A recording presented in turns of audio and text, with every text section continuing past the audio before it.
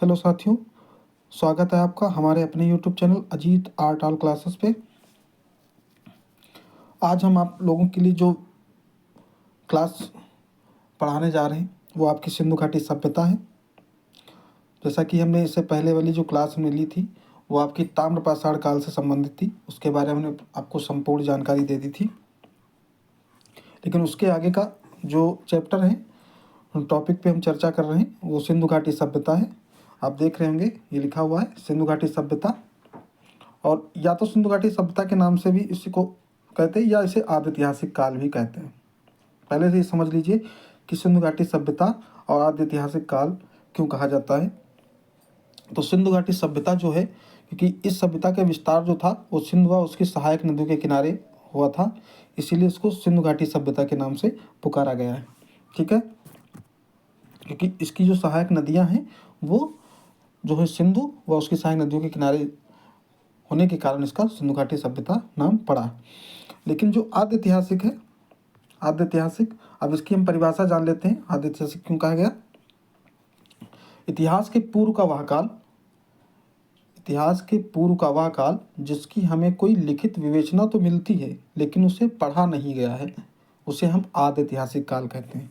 ठीक है, तो कहने का मतलब ये है कि ये सहायक नदियों के कारण इसका नाम सिंधु घाटी सभ्यता पड़ा, और ये इसलिए पड़ा क्योंकि इतिहास के पूर्व का वह काल जिसकी हमें कोई लिखित विवेचना तो मिलती है लेकिन उसे पढ़ा नहीं जा सका है, उसे हम आद्य ऐतिहासिक काल कहते हैं। ठीक है, जिसका समय लगभग 2700 से 1750 ईसा पूर्व माना गया है। ठीक है, यह साधारणतः आपका समय जो है 2700 ईसा पूर्व से 1750 ईसा पूर्व माना गया है। उसके नीचे ये आपका जो समय दिख रहा है 2350 से 1750 ईसा पूर्व, ये कार्बन डेटिंग के अनुसार जो इसका समय निर्धारण किया गया है वो समय लिखा गया है 2350 ईसा पूर्व से 1750 ईसा पूर्व, ये कार्बन डेटिंग के अनुसार इसका समय निर्धारित किया गया है। जो इसके अन्य नाम हैं, जो सिंधु घाटी सभ्यता के अन्य नाम हैं वो हम आपको बता देते हैं, एक करके समझ लीजिए। अन्य नाम में देख लीजिए, पहले आपका है नगरीय सभ्यता, दूसरा नाम आपका है हड़प्पा सभ्यता, मेलुहा सभ्यता, इंडस वैली सभ्यता और पकाई गई ईंटों की सभ्यता। ठीक है, इन नामों से भी इसको पुकारा गया है। अब क्यों पुकारा गया है हम एक एक करके आपको हम बता रहे हैं। जो आपकी नगरीय सभ्यता है इसको इसलिए कहा गया क्योंकि सिंधु सभ्यता में नगरीय योजना प्रमुख थी। ठीक है, नगरीय योजना ही प्रमुख थी, इसीलिए इसको नगरीय सभ्यता कहा गया। हम एक बार फिर से बता रहे हैं आपको, सिंधु सभ्यता में नगर नियोजन की जो नीति या पद्धति थी वो प्रमुख थी, इसीलिए इसको नगरीय सभ्यता कहा गया।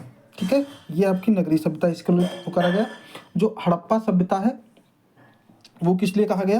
क्योंकि हड़प्पा नगर का जो इसके अंतर्गत सिंधु घाटी सभ्यता के अंतर्गत जो प्रमुख दो नगर निकले थे आपके, हड़प्पा मोहनजोदड़ो, तो इसीलिए ये जो आपका हड़प्पा नगर है इस नगर का सर्वप्रथम उत्खनन यानी कि सबसे पहले इसकी खुदाई हुई थी, इसीलिए इसे हड़प्पा सभ्यता भी कहा गया। ठीक है, तो मतलब सबसे पहले हड़प्पा स्थान का या हड़प्पा नगर का जो उत्खनन हुआ उसके कारण इसका हड़प्पा सभ्यता नाम पड़ा। उसके आगे हम देखते हैं मेलुहा सभ्यता। जो ये मेलुहा सभ्यता है वो किस लिए नाम पड़ा? तो मेसोपोटामिया निवासी जो थे उन्होंने इसको मेलुहा सभ्यता शब्द से उच्चारित करते थे।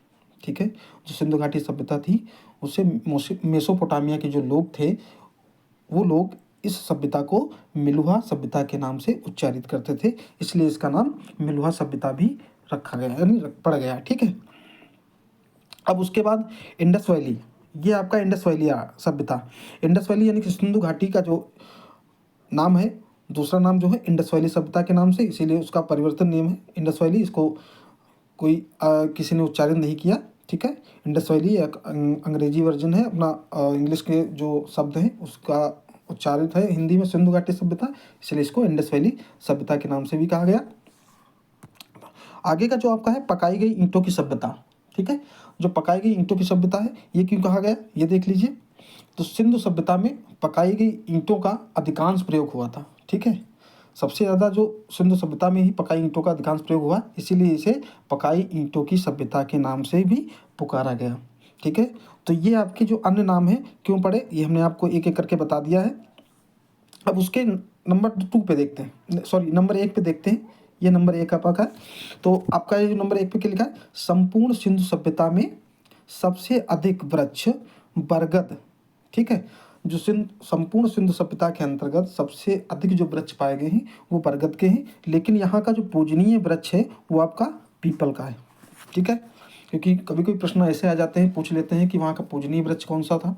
सिंधु घाटी सभ्यता का जो पूजनीय वृक्ष है वो आपका पीपल ही रहेगा, लेकिन सबसे अधिक जो वृक्ष पाए गए हैं वो आपका बरगद के हैं, ठीक है।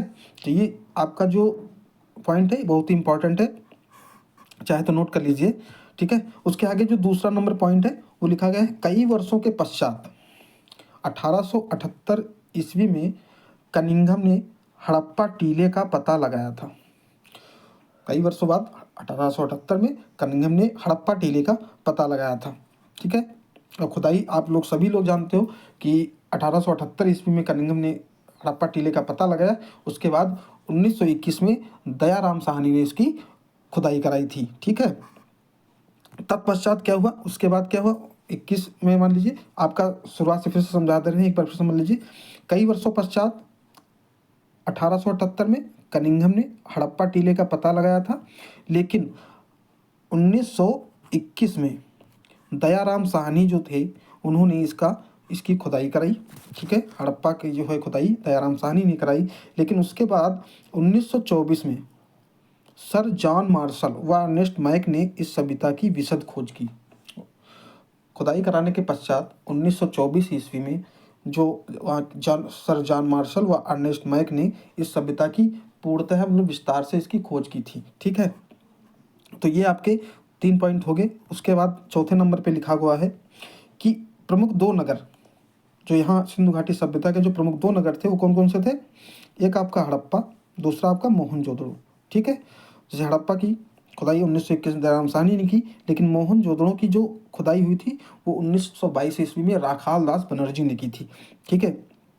ये तो प्रमुख 2 नगर हो गए, लेकिन इसके अलावा कुछ अन्य स्थल भी थे सिंधु घाटी सभ्यता के अंतर्गत, उनको जान लेते हैं। तो उसके आगे आपका लिखा हुआ है कालीबंगा, अन्य स्थल में कालीबंगा, लोथल, धौलावीरा, चानूदड़ो, वनावली, रोपड़ आदि, ठीक है। ये इतने जो थे सिंधु घाटी सभ्यता के अंतर्गत जो आपके स्थल थे वो माने जाते हैं प्रमुख रूप से, ठीक है। तो ये तो आपके जो थे अन्य नाम हो गए, उसके अंतर्गत जो खुदाई हुई, जो उत्खनन हुआ और कौन कौन से नगर थे वो हमने बता दिए। अब जान लेते हैं कि सिंधु घाटी सभ्यता का जो है विस्तार कितना था, वो हम आपको बता देते हैं। उसके आगे हम देखते हैं, यहाँ पे लिखा हुआ है आपका सिंधु घाटी सभ्यता का विस्तार, यानी कितनी दूर तक ये फैला हुआ था, कहाँ कहाँ तक, उत्तर में कहाँ तक था, दक्षिण में कहाँ तक था, पश्चिम में कहाँ तक था और पूर्व में कहाँ था, ठीक है। तो ये हम आपको बता रहे हैं। तो उत्तर में जो है आपका, उत्तर में आपका सबसे पहले देखते हैं, मैप में जब भी देखेंगे तो उत्तर ऊपर हमेशा होता है, ठीक है। जब भी मैप में देखेंगे तो उत्तर हमेशा ऊपर रहता है। तो उत्तर में मांडा जम्मू कश्मीर, ठीक है। जम्मू कश्मीर, मांडा जम्मू कश्मीर पड़ता है। और कौन सी नदी के किनारे है, वो है चिनाब, ठीक है। ये आपका उत्तर में यहाँ तक फैला हुआ था। मांडा जम्मू कश्मीर नदी कौन सी थी, चिनाब, वहाँ तक ही आपका सिंधु घाटी सभ्यता फैली हुई थी। और पूर्व में, सॉरी उत्तर के बाद हम दक्षिण में देख लेते हैं, पूर्व की बाद में बात करेंगे। अब हम सीधे दक्षिण में देखते हैं। दक्षिण में दैमाबाद यानी महाराष्ट्र, ठीक है। ये दैमाबाद जो है आपका महाराष्ट्र में पड़ता है।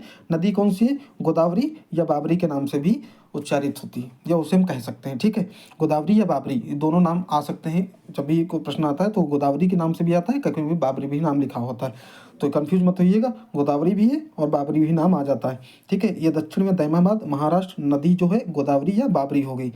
तो उत्तर का भी हो गया और दक्षिण का भी होगा। अब हम देख लेते हैं पूर्व का। अब पूर्व में कौन सा कहाँ तक फैला था ये सिंधु घाटी सभ्यता, तो ये हम देख लेते हैं आलमगीरपुर मेरठ, ठीक है। जो आलमगीरपुर है ये आपका उत्तर प्रदेश यानी कि मेरठ में पड़ता है, ठीक है। नदी कौन सी है, हिंडन, जो या इस समय जो है यमुना नाम से जानी जाती है। तो ये यहाँ तक फैला हुआ था पूर्व में, आलमगीरपुर, मेरठ, नदी हिंडन या यमुना, जो इस समय नदी के नाम से जानी जाती है। ये आपका पूर्व में हो गया। उसके बाद हम देखते हैं पश्चिम में। पश्चिम में कौन कहाँ तक फैला था ये देख लेते हैं। ये आपका सूत का गैडोर ये पड़ता है आपका बलूचिस्तान में, ठीक है। ये पश्चिम में पड़ता है बलूचिस्तान। और नदी कौन सी, दास्क। ये जो उत्तर दक्षिण पूर्व पश्चिम ये चारों दिशाओं में, लेकिन इसका जो आकार था वो त्रिभुजाकार ही था। ठीक है, हमने आपको चौकोर यानी कि चारों दिशाओं में इसलिए बता दिया क्योंकि आपको समझ में कन्फ्यूजन ना हो। ये फैला तो त्रिभुजाकार में था, लेकिन दिशाएं इसकी चारों तरफ ही फैली। ठीक है, आकार इसका त्रिभुजाकार था, लेकिन इस पूरे का जो क्षेत्रफल था वो कितनी दूर में फैला था, हमने लिख दिया यहाँ पे 12,99,600 वर्ग किलोमीटर। ठीक है, 12,99,600 वर्ग किलोमीटर में ये फैला हुआ था। ठीक है, 12,99,600 वर्ग किलोमीटर में ये फैला था। अब तो ये होगी आपकी सिंधु घाटी सभ्यता की पूरी जानकारी आपको हमने दे दी है। अब हम देख लेते हैं इसके समकालीन जो सभ्यताएं चल रही थी। ठीक है, सिंधु घाटी सभ्यता के कुछ समकालीन भी सभ्यताएं चली है, ऐसा नहीं है, उनके बारे में हम जानते हैं एक एक करके। तो ये यहाँ पे लिखा हुआ है। ठीक है, यहाँ पे देखते हैं सिंधु घाटी सभ्यता के समकालीन सभ्यताएं। ठीक है, तो इनका क्या है, नंबर 1 पे क्वेटा सभ्यता। ठीक है, जिसका समय 3500 से 3000 ईसा पूर्व माना जाता है। इसकी खोज जो है एरल स्टील ने की थी। ठीक है, क्वेटा सभ्यता की एरल स्टील जो आपका लिखा हुआ है, एरल स्टील ने इसकी खोज की थी।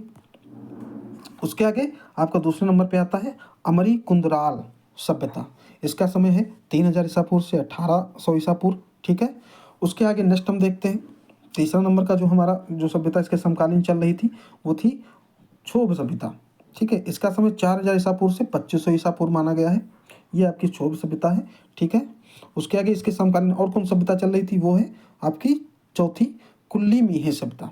कुल्ली मेही सभ्यता, इसका समय था 2500 ईसा पूर्व से 2000 ईसा पूर्व माना जाता है। ठीक है, उसके आगे छूंगर झांगर ये सभ्यता चल रही थी, यानी इसका समय आपका 1500 ईसा पूर्व माना गया है।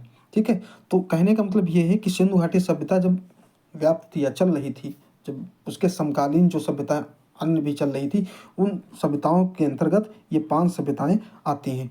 तो ये पांचों सभ्यताएं उसके समकालीन मानी गई हैं। तो उनका समय हमने आपको बता दिया है, सारी चीज़ें क्लियर है।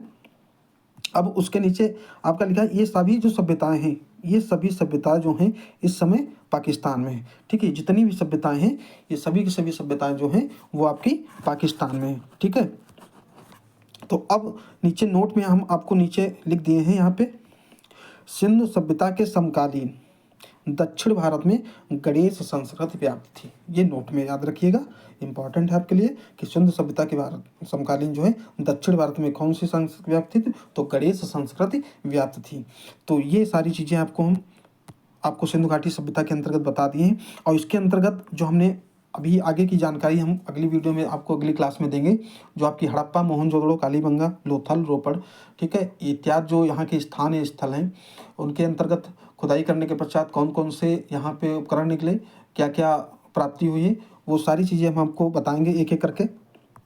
अभी के लिए तो हमने आपको ये थोड़ा सा नॉलेज आपको बता दिया है कि ये इम्पॉर्टेंट है आपके लिए, शुरुआती जो आपका सिंधु घाटी सभ्यता जहाँ से हम लोग पढ़ना स्टार्ट करते हैं, तो इतना जान लेना आप लोगों के लिए बहुत ही इम्पॉर्टेंट है। ठीक है, और आने वाली जो नई आपकी क्लास होगी उसकी पूरी जानकारी आपको मिलेगी। हड़प्पा और मोहनजोदड़ो के बारे में हमको पूरी जानकारी देंगे और लिखित में देंगे। और किसी को कुछ अगर इसमें कोई डाउट हो तो हमें कमेंट बॉक्स में कमेंट कर सकता है। ठीक है, और ज़्यादा से ज़्यादा लोगों को वीडियो शेयर करिए और लोगों को जुड़वाइए और बताइए कि ज़्यादा से ज़्यादा लोग जुड़े, और आपको नई जो क्लास है जल्दी ही मिलेगी। ठीक है, और कोई दिक्कत हो तो हमें कमेंट बॉक्स में कमेंट करिए। तब तक के लिए राधे राधे।